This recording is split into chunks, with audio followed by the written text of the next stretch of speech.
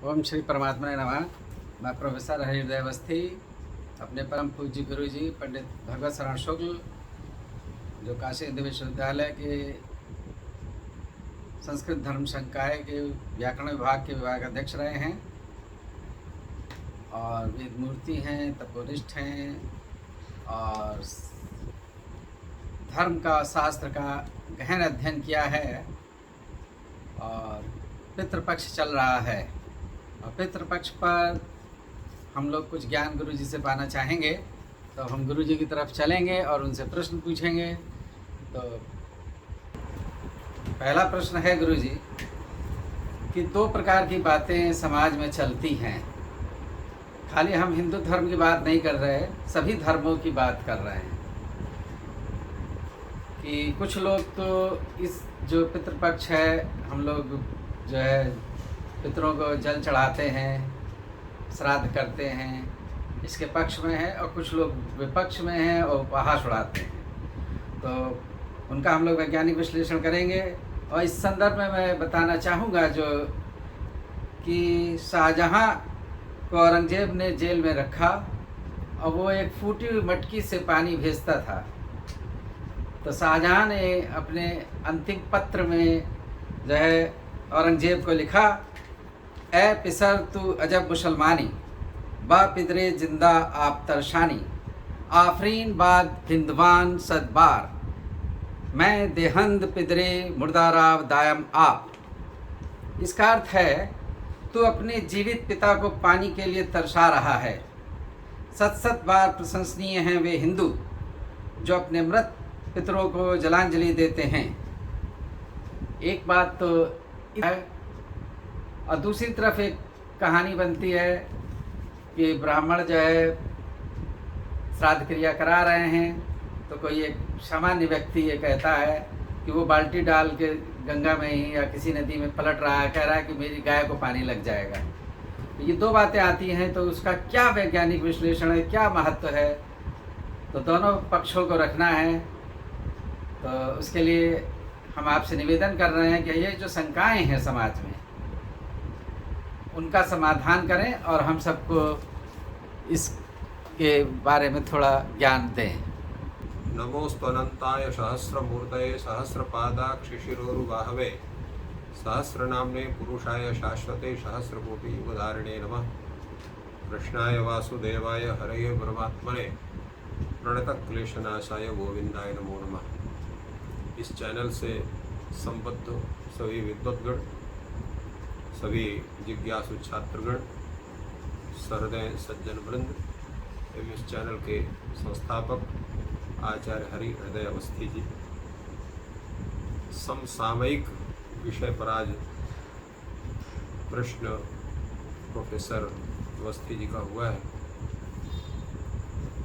कई व्यक्ति न केवल पितृपक्ष में जलदान और पिंडदान को लेकर के, अपितु यज्ञ में आहुति को लेकर के, देवों को पूजन के समय जो षोडशोपचार अनेक प्रकार के पूजन होते हैं इनको लेकर के बहुत सी आपत्तियां देते हैं। उसका कारण ये है, उन आपत्तियों के देने में दो भाव हैं। पहला तो है द्वेष भाव, क्योंकि उनको इस परंपरा से द्वेष है, घृणा नहीं है, द्वेष है। घृणा और द्वेष दोनों में भिन्नता होती है। द्वेष क्यों है? क्योंकि वो चाहते हैं कि सनातन धर्म के समुपासक जो भारतीय हैं उसको जब छोड़ेंगे तभी वो हमारे धर्म या हमारे पंथ में वो कन्वर्ट हो सकते, उसके पहले नहीं हो सकते। तो उनके पहले आस्था पर प्रहार करो, उसको बताओ कि ये आपका जितना उपासना पद्धति है सब नकली है, व्यर्थ है। तो उस तरह से उसको बतलाते हैं।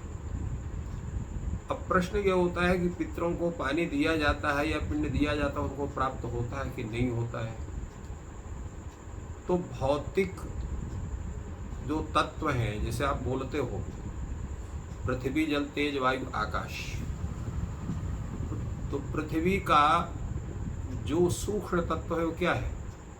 जल का सूक्ष्म तत्व क्या है? अग्नि का सूक्ष्म तत्व क्या है, वायु का सूक्ष्म तत्व क्या है और आकाश का सूक्ष्म तत्व क्या है।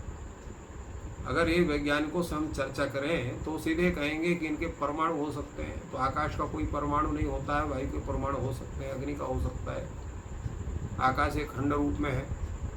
और फिर परमाणु में है तो पृथ्वी के परमाणु को तो लोग पकड़ सकते हैं, हो सकता है तेज के भी परमाणु, वायु के परमाणु को भी नहीं पकड़ सकते हैं। तो इन अवस्थाओं में जो सूक्ष्म तत्व है परमाणु नहीं हो सकते हैं। हमारे आचार्यों ने कहा कि इनका जो सूक्ष्म तत्व है वो तन्मात्रा है। ये शब्द जो है वो आकाश का सूक्ष्म तत्व है, वायु का जो है स्पर्श उसका सूक्ष्म तत्व है, और अग्नि का जो है वो तेज जो है उसका रूप जो है उसका सूक्ष्म तत्व है, जल का रस उसका सूक्ष्म तत्व है, और पृथ्वी का गंध जैसा मैं बतलाया।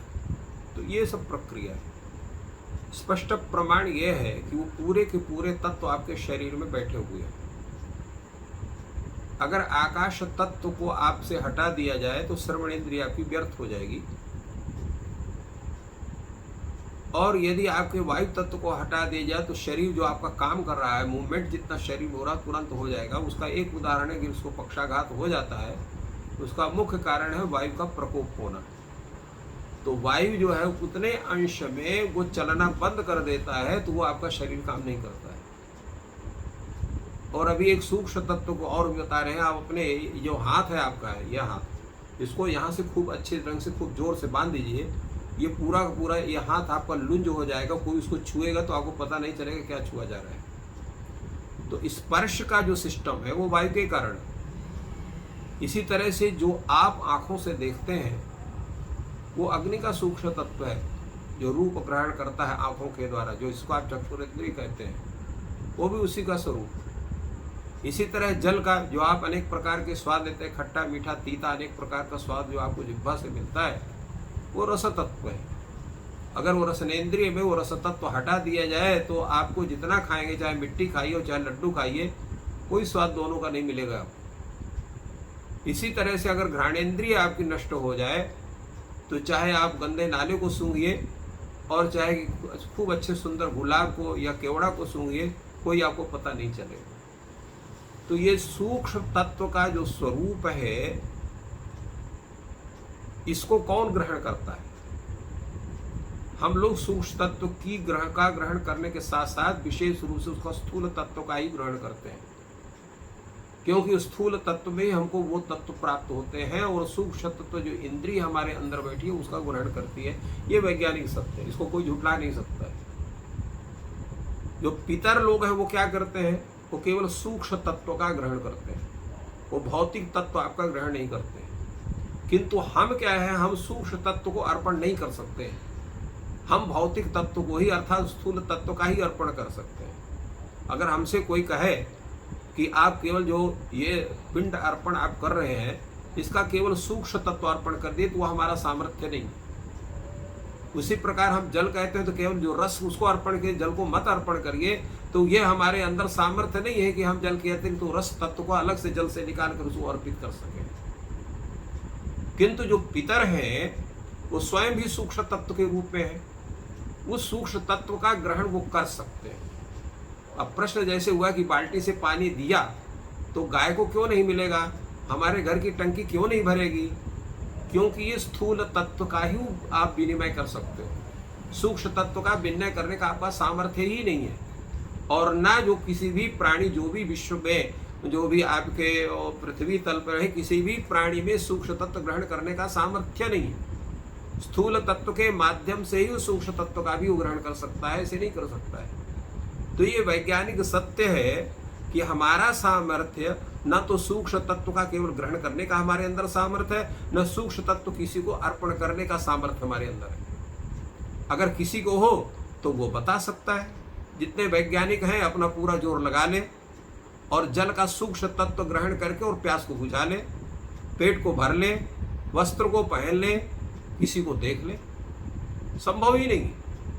तो इस संदर्भ में तो मैं कहना चाहूँगा एक गुरु जी, पूरा बात हो जाए। तो इस कारण से ये वैज्ञानिक सत्य है कि जो हमारे जो ऋषि थे, वो ऋषि पूर्ण रूप से वैज्ञानिक थे। उन्होंने कहा कि हम पितरों को सूक्ष्म तत्व ग्रहण नहीं करा सकते, क्यों? हमारे अंदर सामर्थ्य नहीं है, इसलिए स्थूल तत्व के माध्यम से हम उनको वो चीज स्पर्श कराते हैं। अब प्रश्न ये होता है कि केवल कृष्ण पक्ष में क्यों दिया जाता है? तो इसका लिए भी अभी यहाँ पर वेद में उसका पूरा विचार है, और विशेष करके शतपथ ब्राह्मण में उल्लेख है कि ये चैत्र मास से लेकर के और ये आश्विन चैत्र कृष्ण से लेकर के और आश्विन कृष्ण तक का जो ये कार्यकाल होता है, ये पितरों का कार्यकाल होता है। और इसके बाद चैत्र शुक्ल से लेकर के और फाल्गुन तक का जो कार्यकाल होता है, वो जो है देवताओं का पूरा कार्यकाल होता है।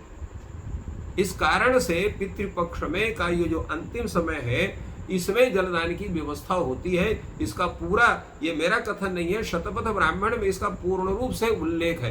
क्यों दिया जाता है, क्या उसका स्वरूप है, आवश्यकता बढ़ेगी तो वो प्रमाण भी दिया जा सकता है। तो इस कारण से पितृपक्ष में जलदान की व्यवस्था है, क्योंकि उनका जो रात्रि है, देवताओं की जो रात्रि है, वो ये पितृपक्ष का होता है। इसी हमारे यहाँ सामान्य रूप से आषाढ़ से लेकर के चलते हैं। तो आषाढ़ से लेकर के आषाढ़ की जो एकादशी है, उससे लेकर कार्तिक एकादशी तक देवशयनी एकादशी और देवोत्थानी एकादशी कहा जाता है। तो ये जो है देवों का शयन काल का होता है, और उसके पश्चात देव जागृत होते हैं, और इस समय पितरों का जागरण अवस्था होती है। तो उनको जलदान करने के लिए है, और इसीलिए पितृपक्ष में जलदान करने से साल भर तृप्ति, क्योंकि हमारा वर्ष भर रहता है, उनका एक दिन रहता है। क्योंकि उनका देवताओं का और पितरों का जो कार्यकाल है, ये हमारा जो कार्य है उसकी अपेक्षा उनका भिन्न होता है। हमारे 6 महीने का समय उनका केवल एक दिन होता है, और 6 महीने का समय एक रात्रि होता है। मानो हमारा पूरा एक वर्ष उनके लिए एक दिन के बराबर होता है। तो हम जो जलदान और पिंडदान करते हैं, उनके लिए एक दिन में उनको प्राप्त हो गए, फिर दूसरे वर्ष उनका दूसरा दिन आएगा, तीसरे वर्ष तीसरा दिन आएगा। तो इस आधार पर वो हमारा एक बार 6 महीने में देना, उनके हमारे हिसाब से वो साल भर में आता है, उनके हिसाब से दूसरे दिन आता है। तो ये व्यवस्था है। इस कारण से केवल पितृपक्ष में ही जल देने का, जल तो हम प्रतिदिन दे सकते हैं, परंतु विशेष रूप से पिंडदान करने का जो नियम है, वो आपके पितृपक्ष में ही है। आप प्रश्न कर सकते हैं। हाँ, तो गुरु जी जो आप बता रहे थे, जैसे कि सूक्ष्म तत्व की बात है, तो ये विश्लेषण लोग करते हैं कि जैसे कि वायु में ऑक्सीजन भी है, हाइड्रोजन भी है, और उससे जल बन जाता है। तो जैसा कि हम जहाँ ऐसे अगर लगाएं तो वहाँ पे भी आप देखेंगे कि वो जल आ जाता है। तो उसी प्रकार से जो सूक्ष्म तत्व है, सूक्ष्म तत्व उपस्थित है, तो हर समय सूक्ष्म तत्व का विश्लेषण नहीं किया जा सकता। एक ये तर्क दिए जाते हैं पितृपक्ष के संदर्भ में, एक ये तर्क है, और दूसरा है कि जो अभी आप तत्व उठाएं तो इलेक्ट्रॉन, प्रोटॉन, पॉजिट्रॉन सभी कुछ उसमें है, लेकिन कोई व्यक्ति उसमें से वो सूक्ष्म तत्व अलग करके, कोई भी वैज्ञानिक बिना किसी इलेक्ट्रॉनिक, बहुत ही माइक्रोस्कोपिक और बहुत हाई फाई मशीन के उसको अलग करके नहीं दिखा सकता। तो ये ऋषियों मुनियों ने अपने समय में वैज्ञानिक विश्लेषण किए हैं, और जिसके आधार पे उन्होंने इन बातों को कहा है। एक दूसरा पक्ष ये भी आजकल चल रहा है, और तीसरे पक्ष की बात है कि जो भी जैसे कि कैलकुलेटर है, वो मोबाइल का काम नहीं कर सकता। आज से अगर हम 50 साल पहले की बात करें, तो जो कहते हैं कि संजय को दिव्य दृष्टि थी और वो वहाँ का कुरुक्षेत्र का युद्ध देख रहा था, तो उस पर हम लोग यकीन नहीं करते थे। लेकिन आज हम सीधे देख रहे हैं कि लाइव टेलीकास्ट हो रहा है। जो हम आपका वीडियो बना रहे हैं, वो अनंत समय के लिए यूट्यूब पे आ जाएगा। तो कुछ वर्ष पहले हम इसकी कल्पना भी नहीं कर सकते थे, लेकिन शास्त्र में ये चीज़ है। तो बहुत से लोग कहते हैं शास्त्र में की चीज़ें आप सिद्ध नहीं कर पाते, तो वो मैकाले ने किया, जो अभी आपने शुरू में भूमिका बनाई कि संस्कृति को नष्ट किया। ये उसका प्रारंभिक उद्देश्य था कि जब आपको अपनी संस्कृति, अपनी भाषा, अपने धर्म और जाति पर विश्वास नहीं रह जाएगा, तो आप गुलाम बन जाएंगे। तो उसने गुलामों की फौज गुलाम देशों में पैदा की, शिक्षा नीति को भ्रष्ट करके। तो वो एक चीज़ है, और एक अब उसमें जन जागरण चल रहा है कि हम अपनी जो वैज्ञानिकता है उसको सिद्ध करने में चल रहे हैं। तो ये कुछ तर्क दिए जा रहे हैं, और तो बाकी गुरुजी और विश्लेषण करेंगे कि इसमें और क्या सूक्ष्म विश्लेषण हो सकता है और क्या विधि होनी चाहिए वैज्ञानिक कि जो शास्त्र कहता है या हमको फॉलो करनी चाहिए। अभी आपने जो कहा कि यंत्र के द्वारा वो सूक्ष्म तो उसका जो विश्लेषण करते हैं वैज्ञानिक, वो सूक्ष्म तत्व हमारी दृष्टि सूक्ष्म नहीं है। हमने आपको पहले बताया कि सूक्ष्म वो है जिसको आप स्थूल पदार्थ से कभी भी अलग कर ही नहीं सकते। जैसा उदाहरण में दिया कि जल का जो मुख्य जो स्वभाव है वो रस है। रस का तात्पर्य क्या होता है? रस का तात्पर्य होता है कि उसका जो उसका जो आस्वादन है, उसका जिसको हम कहते हैं उसका हमारे यहाँ जो वैज्ञानिक है, विशेष करके जो हमारे गौतम ऋषि हैं और वैशेषिक हैं जिन्होंने लिखा, जो कणाद है, उन लोगों ने उसका विश्लेषण किया कि उसमें जो है स्निग्धत्व जो तत्व है वो रस है, जिसको आप उसको जल से अलग नहीं कर सकते हो। आप उस जल के परमाणु को अलग कर सकते हो, प्रत्येक परमाणु को आप अलग अलग अपने यंत्रों से दिखा सकते हैं, परंतु उसका जो रस तत्व है उसको जल से अलग नहीं कर सकते हैं।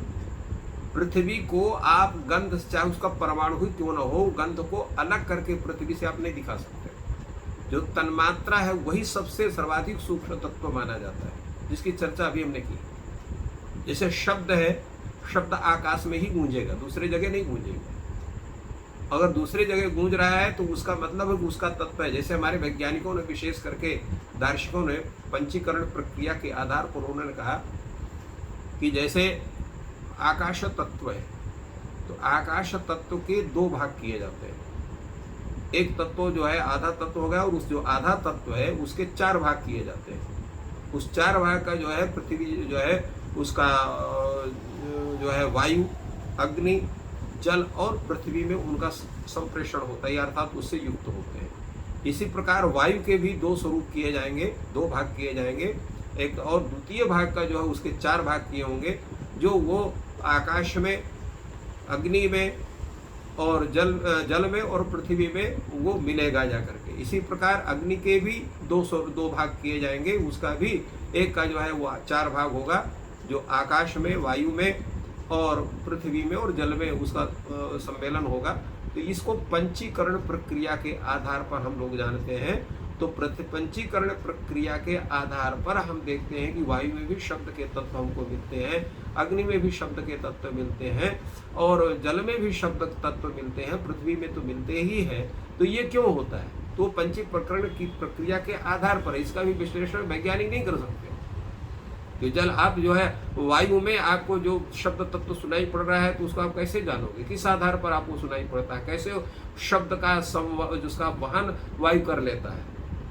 तो ये जो पूरी प्रक्रिया है, ये विज्ञान जो भौतिक विज्ञान की एक सामर्थ्य है, उसका केवल भौतिक तत्वों का विश्लेषण कर सकता है और सूक्ष्माति सूक्ष्म तत्वों का विश्लेषण करने का सामर्थ्य उसके अंदर नहीं है।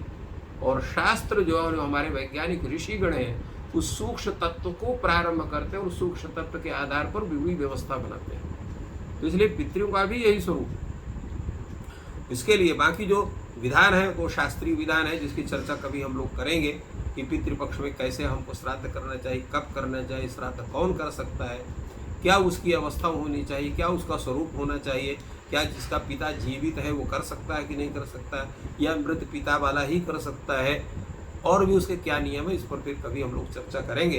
क्योंकि आज समय हो गया है, तो आज हम लोग यहीं पर। एक शब्द और है कि जो प्रेत शब्द आता है या प्रेती शब्द से बना है, तो इसका सूक्ष्म में प्रेत शब्द का सामान्य प्रकृष्टेर इतः गतः इति प्रेता, जो यहाँ से अपने भौतिक शरीर का त्याग करके, जिसका जो है अन्य लोक अर्थात स्वर्गादि लोक का संप्रेषण हो चुका है, वो प्रेत शब्द से जाना जाता है।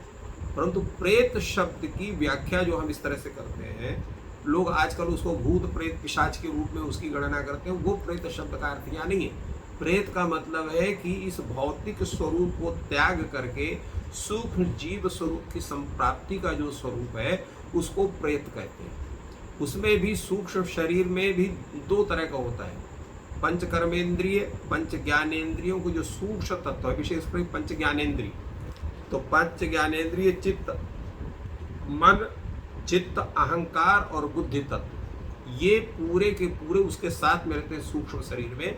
क्योंकि जीव जो है जब तक उसकी मुक्ति नहीं होती है तब तक वो शरीर का त्याग नहीं करता, इसलिए उसके दो शरीर हमेशा होते हैं, एक सूक्ष्म शरीर, एक स्थूल शरीर। सूक्ष्म शरीर जो है वो है जिसमें जो है बुद्धि, अहंकार, मन और पंच ज्ञानेंद्रिय और चित्त, ये पांच चीज उसके साथ में होती हैं। तो ये जब होंगी तो वो जो है वो उसका जो वो शरीर है वो सूक्ष्म शरीर कहलाता है। और यही जो सूक्ष्म शरीर के साथ जो जीव है, जब किसी माँ के गर्भ में जो शिशु बन रहा है उसके शरीर में प्रवेश हो जाता है तो वो स्थूल शरीर को धारण करता है, जिसकी प्रक्रिया आप चूँकि आयुर्वेद के हैं, आप जानते हैं कि उसकी बाकी प्रक्रिया क्या होती है। तो ये पूरी प्रक्रिया है उसकी। तो उसी के आधार पर हम उसको जो सूक्ष्म शरीर से युक्त जीव है उसको हम प्रेत कहते हैं, स्थूल शरीर से युक्त जो जीव है उसको हम प्राणी कहते हैं। ये हमारा स्वरूप। तो बहुत ही सुंदर विश्लेषण गुरुजी ने किया। ये समसामयिक चर्चा थी, पितृपक्ष चल रहा है, तो उसमें क्या विचार हैं, क्या तर्क हैं और क्या उनका वैज्ञानिक विश्लेषण है, उस पर गुरुजी ने विस्तृत चर्चा की। और ये ज्ञान आपको अगर लाभप्रद लग रहा है, आप नए जुड़े हैं तो कृपया चैनल को सब्सक्राइब करें और वीडियो को लाइक एंड शेयर करें। आप सभी का दिन शुभ हो और आपके पितृ आपको शुभ आशीर्वाद दें और देवता आपकी मनोकामनाएं पूर्ण करें। Thank you all.